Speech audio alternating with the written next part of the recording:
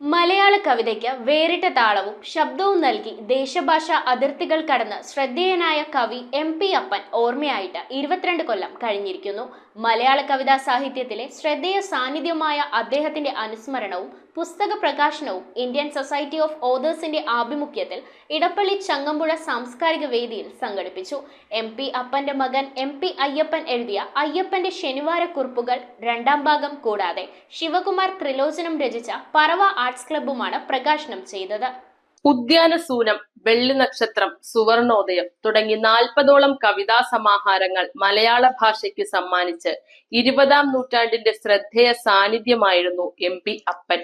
1913 March 30 ജനിച്ച അദ്ദേഹത്തിന്റെ 112ാം ജന്മദിനത്തോടനുബന്ധിച്ചായിരുന്നു Indian society of authors അഥവാ ഇൻസയുടെ ആഭിമുഖ്യത്തിൽ ചങ്ങമ്പുഴ പാർക്കിൽ എം.പി. അപ്പൻ അനുസ്മരണം സംഘടിപ്പിച്ചത്.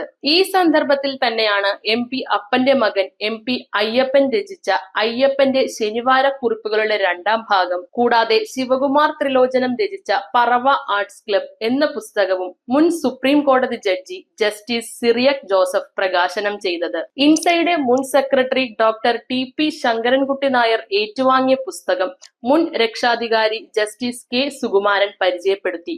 Vice president doctor P K. Jayakumari സ്വാഗതമർപ്പിച്ച ചടങ്ങിന് അധ്യക്ഷത വഹിച്ചത് പ്രസിഡന്റ് ജസ്റ്റിസ് പി.എസ്. ഗോപിനാഥനായിരുന്നു. പൂച്ചാക്കൽ ഷാഹുൽ, മുൻ INSA vice president Radhakrishnan Edappally, മുൻ secretary general doctor Rathi Menon, Geethakumari തുടങ്ങിയവർ ആശംസകൾ അർപ്പിച്ച് സംസാരിച്ച ചടങ്ങിൽ രചയിതാക്കളും അഡ്വക്കേറ്റ് ശശീന്ദ്രൻ, നവീൻ കുമാർ ശൃംഗപുരം, ഡോക്ടർ ചന്ദ്ര ബിന്ദു, സത്യശീലൻ കാർത്തികപ്പള്ളി തുടങ്ങിയവർ പങ്കെടുത്തു. തുടർന്ന് ഗ്രന്ഥകർത്താവായ എം.പി. അയ്യപ്പൻ മറുപടി പ്രസംഗം നടത്തുകയും ജനറൽ സെക്രട്ടറി അഡ്വക്കേറ്റ് സുന്ദരം ഗോവിന്ദ് കൃതജ്ഞത അർപ്പിക്കുകയും ചെയ്തു. പക്ഷേ ഇതിന്റെ 1ാം ഭാഗം ഞാൻ നേരത്തെ കിട്ടി, അത് ഞാൻ വായിക്കാനിടയായിട്ടുണ്ട്.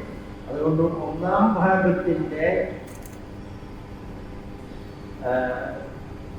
അടിസ്ഥാനത്തിൽ 2ാം ഭാഗത്തെ കുറിച്ച് എനിക്ക് വലിയ പ്രതീക്ഷകളാണ് ഉള്ളത്.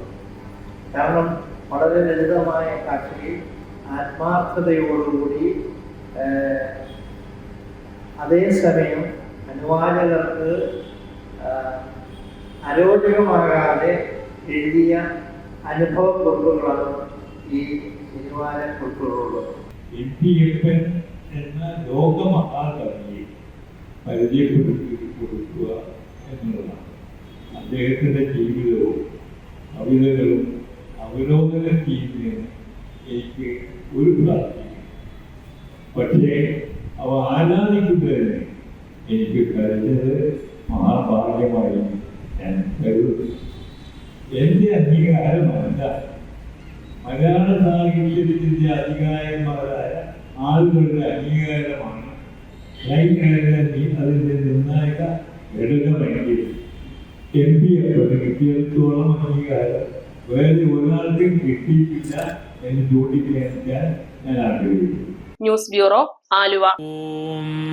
നമോ ഭഗവതേ വാസുദേവായ ധന്വന്തരയേ അമൃതകലശഹസ്തായ സർവാമയ വിനാശനായ ത്രൈലോക്യനാഥായ മഹാവിഷ്ണവേ നമഃ.